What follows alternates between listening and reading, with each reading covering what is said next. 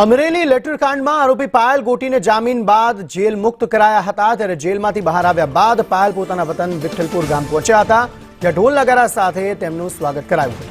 પાયલબેનના માતા-પિતા તેમજ કોંગ્રેસ નેતા જેની ઠુમ્મર સહિતના આગેવાનો આ દરમિયાન પાયલ સાથે હતા।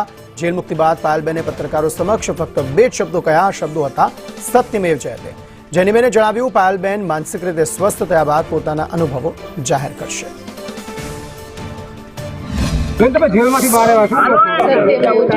सत्यमेव जयते, सत्यमेव जयते, सत्यमेव जयते।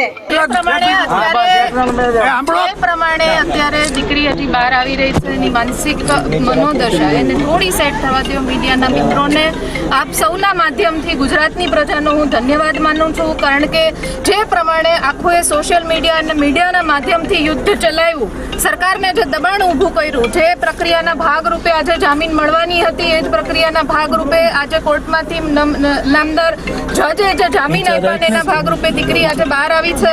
થોડો એને માનસિક રીતના સેટ થયા પછી એની પ્રતિક્રિયા અને બધા જ એના જે અંદરના અને જે કેસની શરૂઆત થઈ ત્યારથી પછીના બધા જ અનુભવો તમારી સાથે ખૂબ ટૂંક સમયમાં શેર કરશે।